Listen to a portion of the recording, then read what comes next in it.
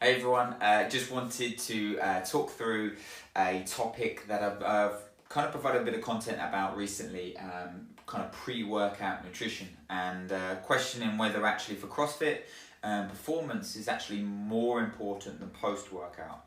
So the reasoning for this is we all see too often with clients and athletes that they kind of like are maybe a little bit worried about eating too much going into a workout because you don't want to feel heavy or sluggish, and actually, this kind of prevents you from having the required energy to really get the most out of the session. Now, there's obviously a fine balance. I don't expect people to be, shoveling in a full meal 2 hours before they're, going to go and do some burpee box jumps. But I really want you to be thinking about fueling the fight. Now, what I mean by this is like, rather than waiting till the fight is over and then refueling, like we are a performance focused sport. So we need to be getting the most out of our training. So if you're under fueling going into a session, then, and you're, we've all been there, maybe when you're feeling lightheaded or you're just constantly thinking about food, maybe, like can't wait for the session to end because you're so hungry. Like this type of thing is signs that you need to be eating a little bit more pre-workout. Now, eating a little bit more to fuel the fight is obviously a fine balance. So what we want to be thinking about doing is I want you to be thinking about sessions that you're maybe just kind of feel that you're just getting through or surviving, rather than actually like, I'm really crushing this. I feel like I want to, really push myself.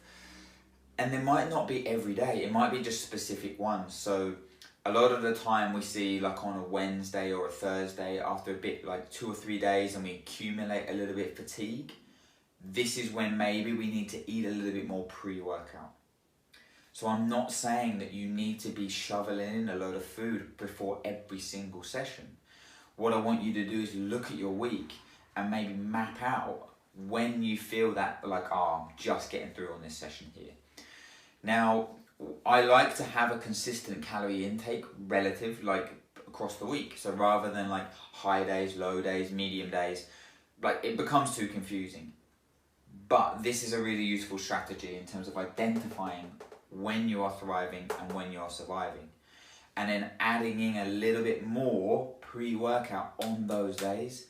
So it might be, just going to use an example, Wednesday evening after you've trained like, Monday, Tuesday, Wednesday.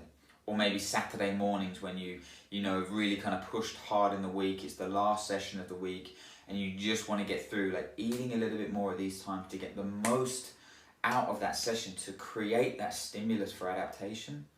These are the things that I want you to be thinking about doing. Double sessions as well, like if we are on a 2 a day, going into that second session, all too often we see people under fuel in that window in between workouts. So post-workout they eat a lot, then they might just kind of not feel that they need enough, and then what happens is they distribute a lot of their calories to post-second session. And sometimes this can be late at night. So what we want to be thinking about doing is taking some of that calories and putting it in pre-workout, or if your session is maybe an hour and a half, 2 hours long, putting a little bit intra-workout there. And this is where maybe liquid nutrition can come in as well. So just be thinking about distributing your calories as much as possible and really thinking about going into that second session fueled. A little bit of advice for morning training. I'm going to be doing a specific video on morning, afternoon and evening training.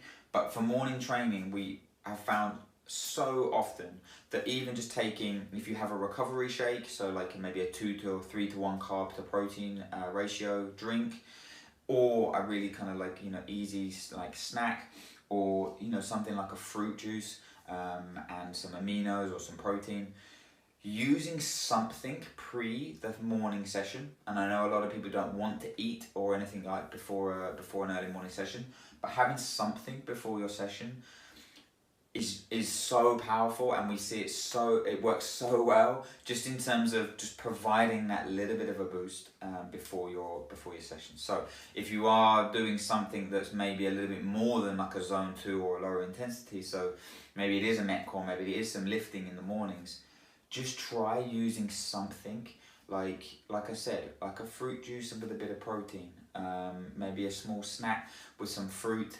maybe blend it into a smoothie, have a small amounts, or if you use a protein shake or a recovery shake, put half of it in pre-workout, just as you're going towards the gym.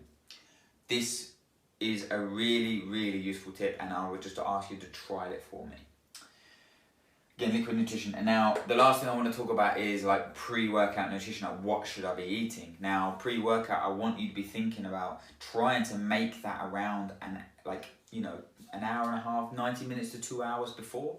Like, this is something I don't really advocate when people are eating like 45 minutes, 30 minutes before their session, unless it's liquid based, like something that can be actually fast digested. When I see people eat barbells and these high fiber snack bars before they're working out, like it doesn't annoy me, but I'm just like, you just need to understand that these are snack bars. They're not fast acting. They are full of fiber, substitutes. They're full of protein. Like, before we're working out, very close to our workouts, we don't want things that are slow to digest. Protein has the highest thermic effect of any macronutrient. It's hardest to break down. Fiber will slow digestion. Barbells and barbells and Quest bars and all of these other bars that have like inulin and all of these different fibers, they are not something you want to be using pre-workout. We can use them away from our workouts, after our workouts, on rest days, whatever, that's absolutely fine. But pre-workout, maybe switching, if you're going to use a bar, using an RX bar, using something like one of the oat bars or something like this. But again, still having it an hour, maybe 90 minutes beforehand to allow your body to digest that, and it's not sitting in your stomach. So just be thinking about a few of those things, guys, about pre-workout, and just identifying if are in times of the week where you maybe are just getting through, and then think about putting in a little bit more pre-workout in to help you fuel that session. Hopefully that helps, guys. If there's any questions, pop them in the comments, and I will be doing more of these whiteboard Q&As. So if there's any topics you want me to cover, then again, just let me know, reach out to me, reach out to the guys, and we can put some stuff together.